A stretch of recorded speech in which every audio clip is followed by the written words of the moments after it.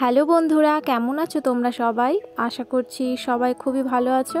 আমরাও কিন্তু বেশ ভালো আছি। আমি রিয়া। আমার নতুন আরও একটি ব্লগে তোমাদের সকলকে জানাই অনেক অনেক স্বাগত, অনেক অনেক ভালোবাসা। তোমরা যারা আমার ভিডিওতে কমেন্ট করছো, লাইক করছো, তোমাদের অসংখ্য ধন্যবাদ। যারা আমার ভিডিওটি আজকে প্রথমবার দেখছো, তোমাদের কাছেও আমার একটুখানি আবদার রইল একটা কমেন্ট করে যাওয়ার। আর কোথা থেকে তোমরা ভিডিওটা দেখছো একটুখানি জানাবে, তাতে করে আমার ভিডিও বানানোর আগ্রহটা অনেক বাড়ে আর আমি বুঝতে পারি যে তোমরা কে কত দূর থেকে আমার ভিডিওগুলো দেখতে পাচ্ছ। তো সকালে উঠে আগে প্রথম কাজ আমার বিছানা তোলা, আর এখন ওই 6টা মতন বাজে। আর এই 6টা থেকেই কিন্তু আমি আমার আজকের ব্লগটা শুরু করলাম। বিছানা তোলা আমার হয়ে গেছে, আর ঘরটা একটু ঝাড় দিয়ে নেব। আর এই বস্তাটায় প্রচুর পরিমাণে ধুলো জমে, কারণ বাইরে থেকে আসার সময় এই বস্তার উপর পা দিয়ে আসতে হয়। তো প্রত্যেক দিন ঝাড়লেও বস্তার মধ্যে দিয়ে কিন্তু ধুলোটা একদমই সরে না, আর প্রচুর ধুলো। অনেকবার পরিষ্কার পরেও কিন্তু যতবারই ঝাড়ি ততবারই ধুলো বেরোয়। আর এই যে সিঁড়িটা দেখছো, সিঁড়িতে কিন্তু প্রচণ্ড কাদাও হয়। আর এই সিঁড়িটা দিয়ে আমার শাশুড়ি মাই বেশি যাতায়াত করে। আমি তেমন একটা এই সিঁড়িতে যাতায়াত করি না। আমি ওই পেছনের একটা দরজা আছে রান্নাঘরে, যেটা সোজা কলপারে যায়, ওই পথ দিয়েই বেশি যাতায়াত করি। তো যাই হোক, এই সিঁড়িতে যেহেতু মা চটি নিয়েই উপরে রাখে, সেই জন্য প্রত্যেক দিন আমার একটুখানি জল দিয়ে ধুয়ে পরিষ্কার করতে হয়। দেখতেও ভালো লাগে, আর ওই কাদাটাও কেটে যায়।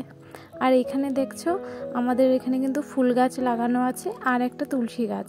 এই তুলসী গাছটা আমি শাশুড়ি মাকে লাগাতে বলেছি, ওই প্রত্যেক শনিবার করে একটু বড় ঠাকুরের পুজো দেবো তার জন্য। তো দেখো, শাশুড়ি মা তো লাগিয়ে দিয়েছে একটা হাঁড়ির ভেতরে। তো এইবার করে আমি প্রত্যেক শনিবার আমি ওই বড় ঠাকুরের পুজো দেব, সেটা ভেবেছি। আর এখানে চলে এসেছি চাল ভেজানোর জন্য। আর চাল ভিজিয়ে রান্না করলে সময়টা অনেক কম লাগে, আর ভাতটাও কিন্তু খুব সুন্দর হয়। তোমরা যারা এইভাবে ভিজিয়ে রান্না করো তারা তো জানোই, আর যারা কোনো দিন করোনি একবার কিন্তু করে দেখতে পারো। আমার শাশুড়ি মা সব দিন এইভাবে চাল ভিজিয়ে রান্না করে, সেই জন্য আমাকেও সেই রকম শেখালো। আর এখন কিন্তু আমারও অভ্যেস হয়ে গেছে। প্রথম প্রথম মনেই থাকতো না, আর এখন কিন্তু একদম মনে থাকে।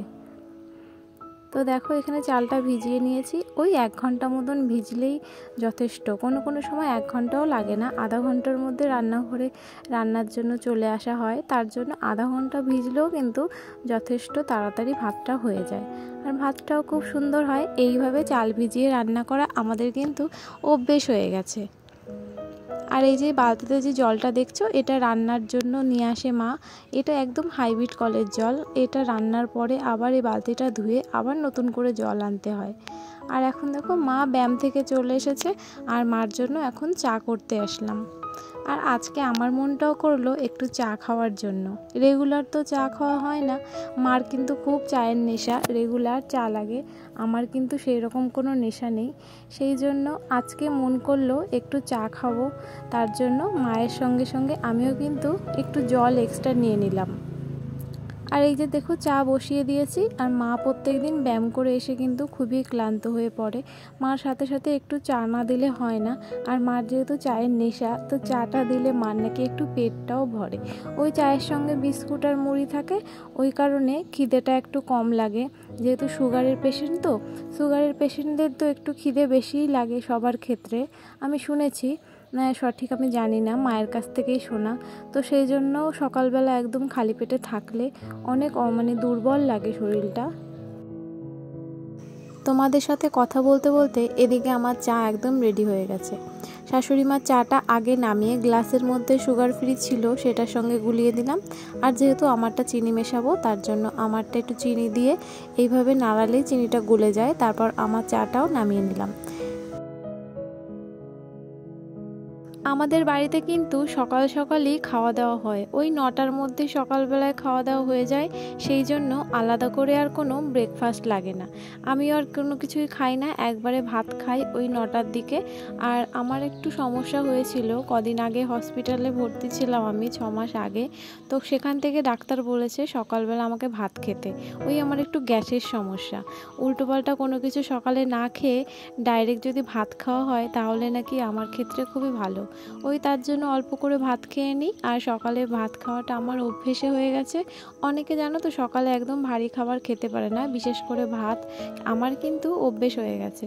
ওই যে আমি প্রত্যেক ভিডিওতে বলি তোমাদের যে মানুষ অভ্যেসের দাস, যেমন অভ্যেস করবে তা সেই রকম দাস হবে। তো সেই রকম আমিও ভাত খাওয়ার আমার একটা অভ্যেস হয়ে গেছে, আমার কিন্তু কোনো সমস্যাই হয় না। দেখো মায়ের সঙ্গে গল্প করতে করতে এখানে আমরা চা খেয়ে নিচ্ছি। আর আমাদের বাড়ি জানো অনেক শালিক পাখি রয়েছে, ওরা কিন্তু এই সকালে যখনই মা চা খেতে বসে ওরা কিন্তু চলে আসে। আর মা ওদের দেয়, মুড়ি দেয়, বিস্কুট দেয়, ওরা খেয়ে দেয় আবার চলে যায়।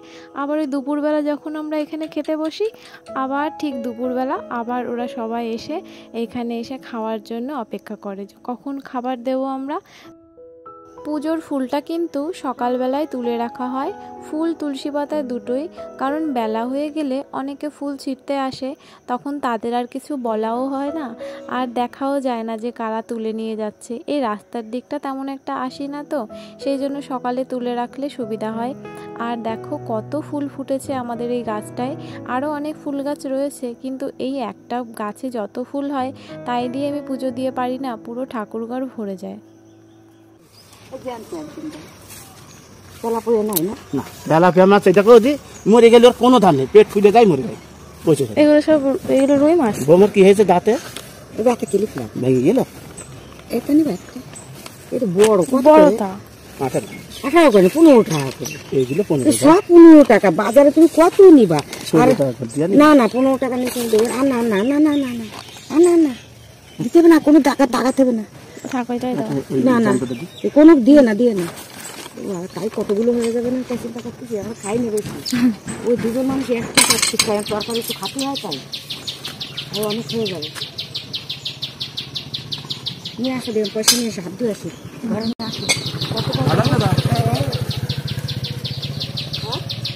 তাই না 4 পিস।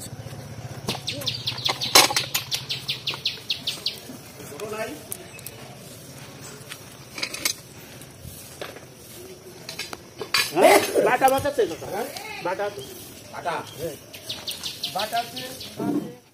রোজ সকালে মাছের কাকুরা এইভাবে আমাদের রাস্তা দিয়ে যায়, অনেক রকমের মাছ নিয়ে আসে, জ্যান্ত মাছ আনে, বরফের মাছ আনে, তো অনেক রকমের মাছ দেখেই আনে।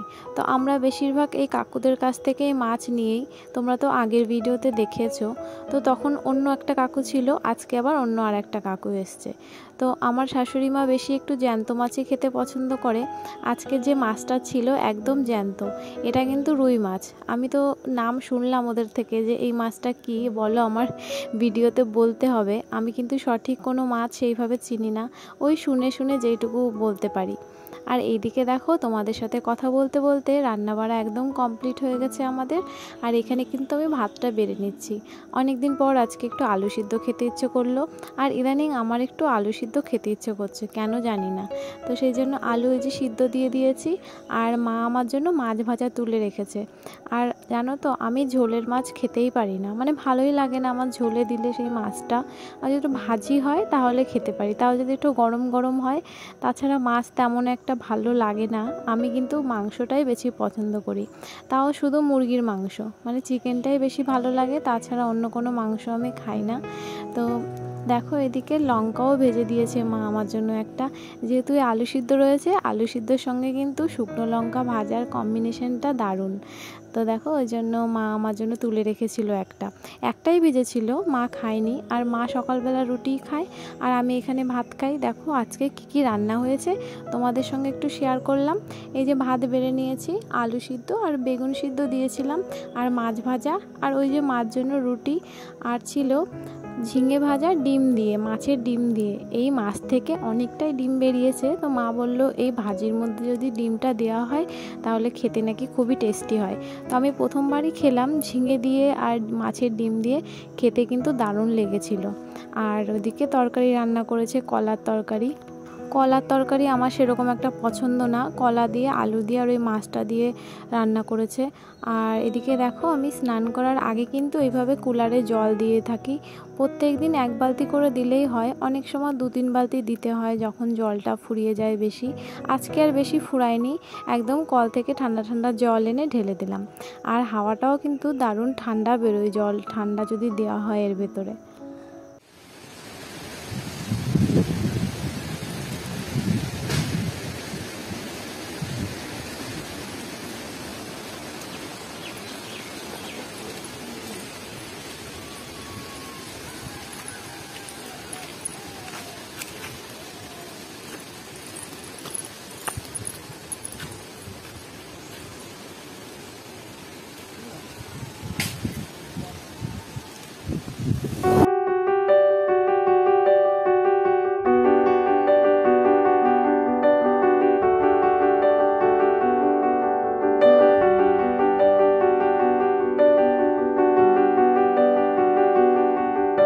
এখন ওই বিকেল 4টে মতন বাজে, ঘরে শুয়েই ছিলাম, হট করে কারেন্টটা চলে গেল। ঘরের মধ্যে গরমে আর থাকতে পারলাম না, বাইরে বেরিয়ে এসে দেখি আকাশ জুড়ে পুরো কালো মেঘ করেছে। তারপর সুন্দর হাওয়া ছাড়লো, আর হাওয়ার মধ্যে দেখো আমি আর আমার দিতি বোনও দুজনে মিলে বেরিয়ে পড়েছি। ভয় ভয় লাগছিল, কিন্তু এত জোরেও হাওয়া ছিল না যে কোনো একটা গাছের ডাল ভেঙে পড়বে, একদম কম হাওয়া চলছিল।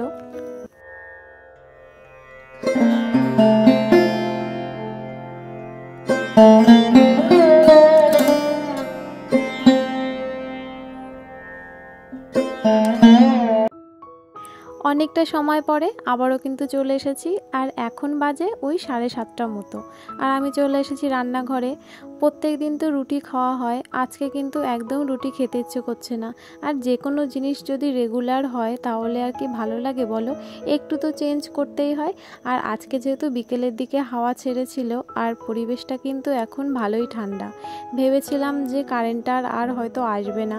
ওই যে একটুখানি আকাশে মেঘ হলেই কারেন্টের আর দেখা পাওয়া যায় না, আজকে দেখছি না, কারেন্টটা কিন্তু দিয়েই দিয়েছে। সেই জন্য মনটাও কিন্তু খুবই খুশি। আমাদের এখানে কারেন্টের খুব প্রবলেম, তোমাদের তো আগেও বলেছি আমি, একটু আকাশে মেঘ আসলেই কারেন্ট চলে যায়, আর কতক্ষণ পরে আসে তার কোনো ঠিক ঠিকানা নেই।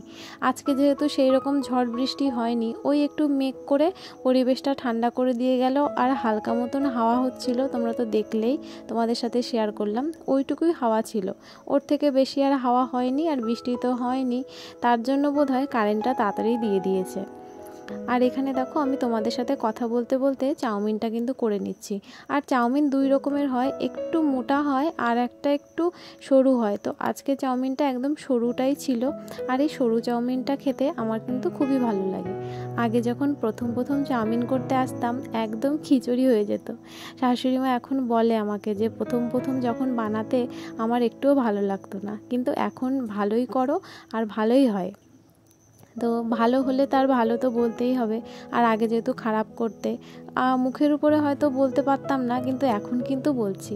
যাই হোক, পরিবর্তন হয় মানুষ সময়ের সঙ্গে সঙ্গে, সব কিছুর দিক দিয়ে মিলিয়ে মিশিয়ে পরিবর্তন হয়। আর একদিনে তো সব কিছু শেখা যায় না, আস্তে আস্তে করতে করতে সমস্ত কিছু শেখা হয়ে যায়। আর এখানে কিন্তু চাউমিনটা আমি আলু, পেঁয়াজ আর লঙ্কা দিয়ে করছি, আর সেই রকম কোনো সবজি দিচ্ছি না। আর শীতের সময় হলে তো অনেক রকম সবজি দেওয়া যেত, আর যেহেতু গরমকাল সেই রকম সবজি থাকে না ঘরে, আর পাওয়াও তো যায় না, আর সেই রকম রেগুলার তো আমরা খাই না যে ঘরে এনে রেখে দেবো। তার জন্য এই আলু আর পেঁয়াজ আর লঙ্কাটাই কিন্তু আমাদের কাছে যথেষ্ট। আর একদম ঘরোয়া স্টাইলে, আর দোকান থেকে কিনে আনা চাউমিনের থেকে এই চাউমিনটা খেতে কিন্তু বেশ ভালো লাগে। আর ওই দোকানে যে চাউমিনটা বানায় তাতে কিন্তু অনেক রকমের মশলা, অনেক রকমের সস দেয়, সেই মানে টেস্টটা অন্যরকম হয়ে যায়, তার একটা অন্যরকম টেস্ট, আর এইভাবে ঘরোয়া চাউমিনের কিন্তু অন্যরকম টেস্ট। যাই হোক, তোমরা যারা আমার ভিডিওটা এত পর্যন্ত দেখলে তোমাদের অসংখ্য ধন্যবাদ। একটা কমেন্টের মাধ্যমে জানিও তোমাদের কেমন লাগলো আজকের ভিডিও। তো এইরকম নতুন ভিডিও নিয়ে আবার খুব তাড়াতাড়ি তোমাদের সঙ্গে দেখা হচ্ছে। সবাই ভালো থেকো, সুস্থ থেকো। আজ এই পর্যন্তই, টাটা।